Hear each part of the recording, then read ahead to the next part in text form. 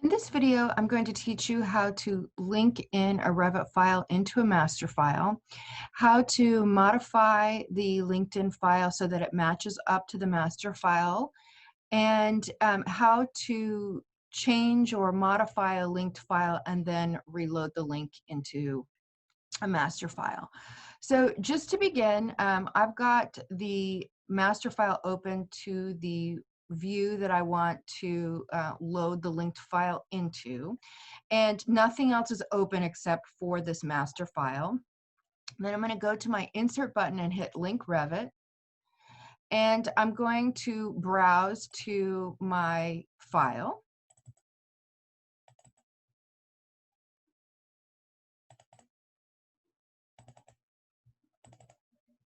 So this is the file that I want to bring in, and I want to make sure that it's positioned origin to origin so that it inserts at the correct level.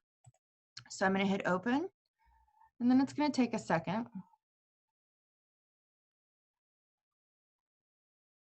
And there it is in plan view.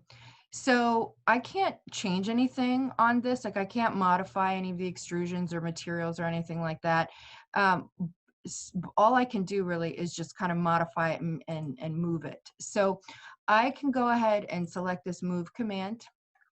I'm going to grab the outer edge of that wall, and I'm going to match it up to the outer edge of this wall. And you can see it's right there. See? Okay, so now it's ready to view. And so you can see it in the 3D view and just kind of check that, make sure that it's matching up. It's a little bit off on this corner, and I'm not sure why, but that's a really easy thing to calibrate.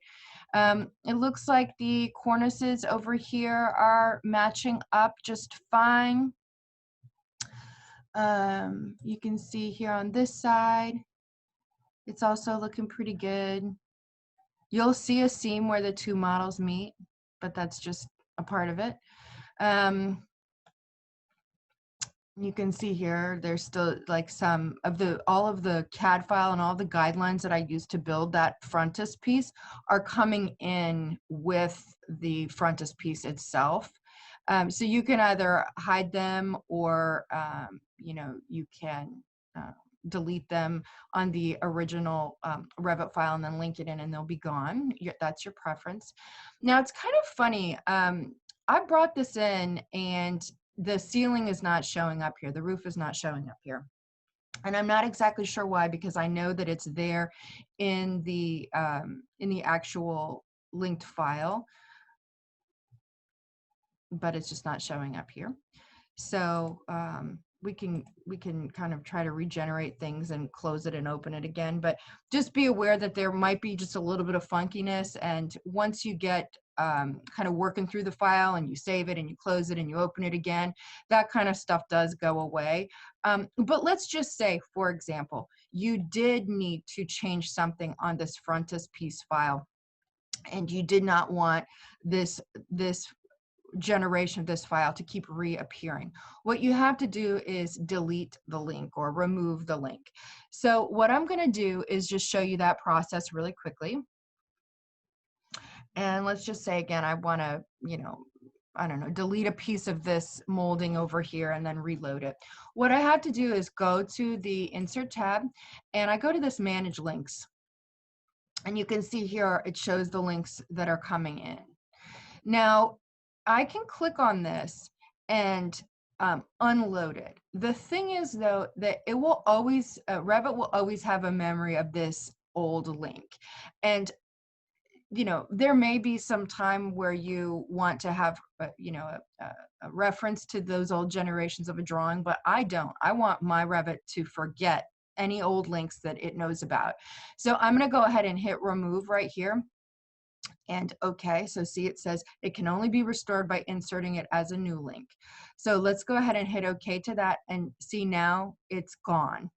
So I hit okay and you can see on the model, it's gone. So then all I need to do is just hit Control S because I just save all the time because that's just part of my workflow. And then you can close this You could open your frontispiece again.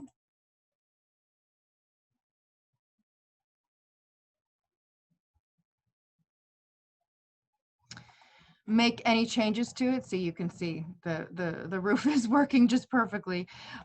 Make any changes to it. Let's just say, golly, I don't want to delete anything, but let's just say that you wanted to, I don't know, copy this thing over here.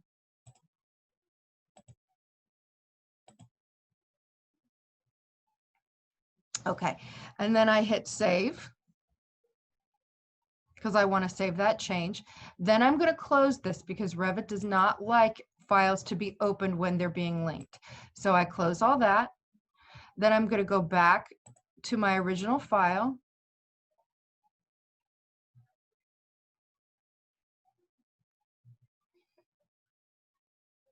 Now I know that there's not going to be any links in here, but when I open up a new file, I always like to check and make sure, just to see if there's, you know, any residue or any residual links that are in there. So nothing's in there. Okay, so we're good on that.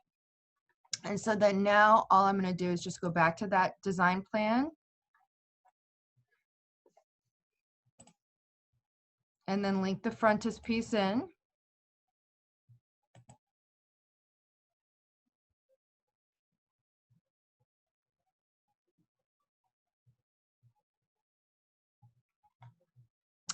Okay, and then let's go ahead and grab it, move it over. Now I have a feeling that we might not see that extrusion that I just copied over.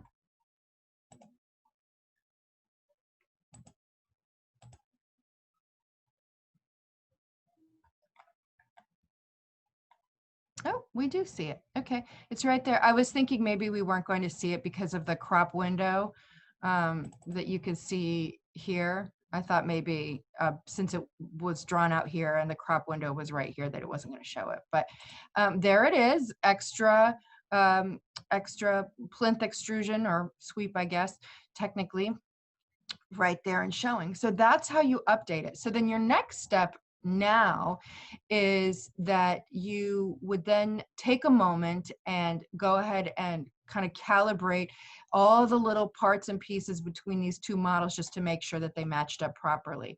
But that's something for a different time. So at least now you know how to link a Revit file into a master file. You know how to move it so that the two pieces fit together, and you know how to delete or remove links, make changes to a linked file, and then bring it back in and reload it. And you can see here, if we go to insert and we can see our links, it's right there ready to go.